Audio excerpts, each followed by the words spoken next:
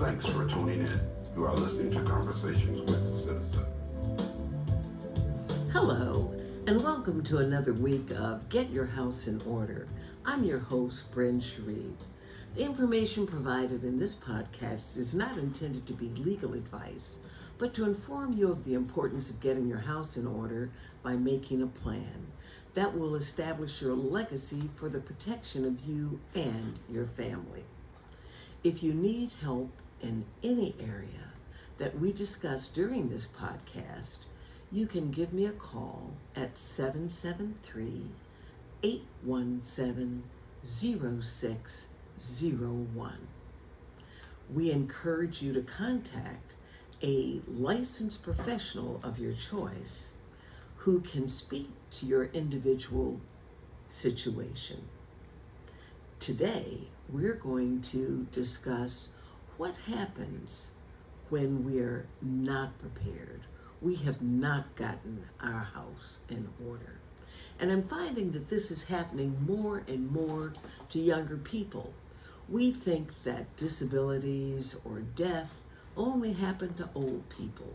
Well, I'm here to tell you, it is not the truth. And too often things occur that people are unprepared, and often it's age related. I have a situation where a family had come to me for homeowners insurance. The lady was in her mid-40s. She had 3 children. And so when we were talking in my office, I told her, I said, have you thought about what would happen if something happens to you so that your home would be paid for? And she said, yes, I'm getting that through my mortgage company. I said, well, when I say your home being paid for, I mean where your family would have options should something happen to you. Well, she got the regular mortgage insurance, which protects the mortgage company.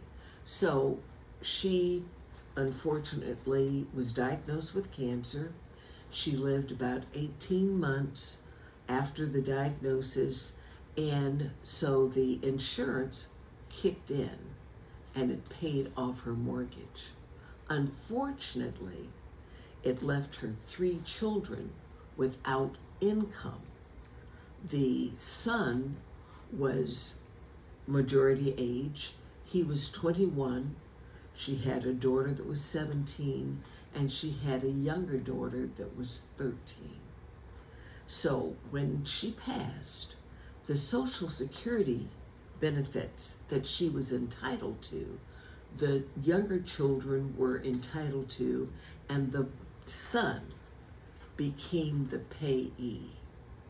Unfortunately, the son, being the payee, had moved from the house. He was receiving the checks for his sisters, and they were there with no funds. The lady had a sister, the girl's aunt. She was trying to help. However, she had no legal authority. She had not been given guardianship and could not afford to take on the children coming into her home.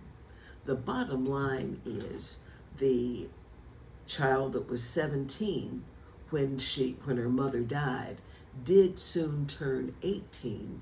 She ended up going to work, and that was a blessing because she was then able to get the younger, get Social Security to give her the right to receive the payments for her sister. And then she was also able to negotiate where she could sell her mother's house, which had been paid for. But it was so much unnecessary and very complicated. And had she not had, I'll say, my assistance and the assistance of those other professionals to make this happen, this could have been a catastrophe.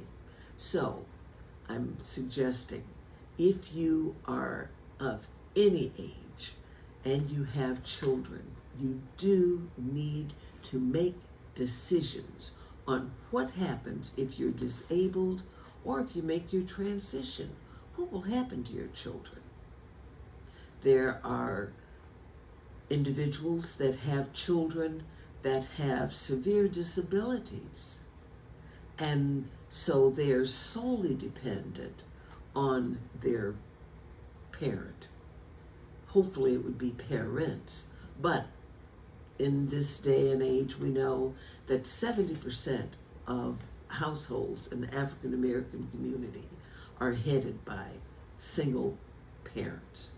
So please, if you have dependent children, if you have parents that are dependent on you, if there's any kind of dependency, get your house in order so that they will not suffer as a result of you not being able to provide the services that they need.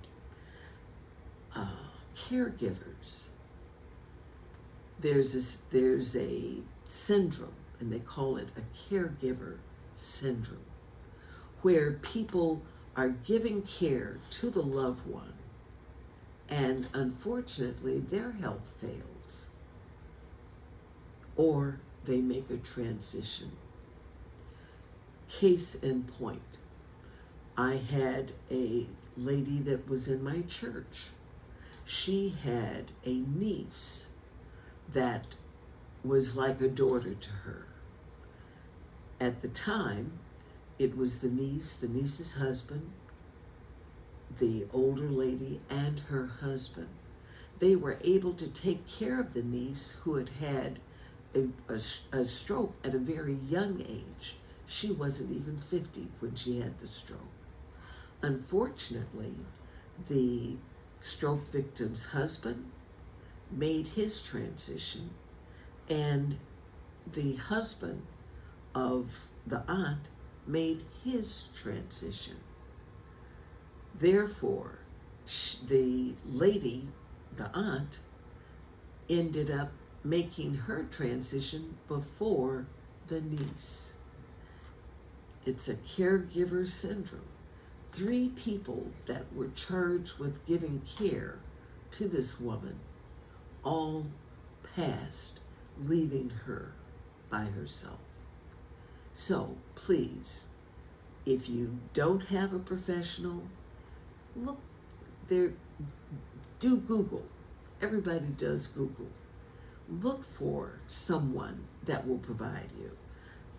Myself, I am a certified senior advisor, and I do perform the services that I discuss in the column, but you have freedom of choice. I'm just saying, make a choice. Choose you this day to be prepared, because you never know neither the day nor the hour.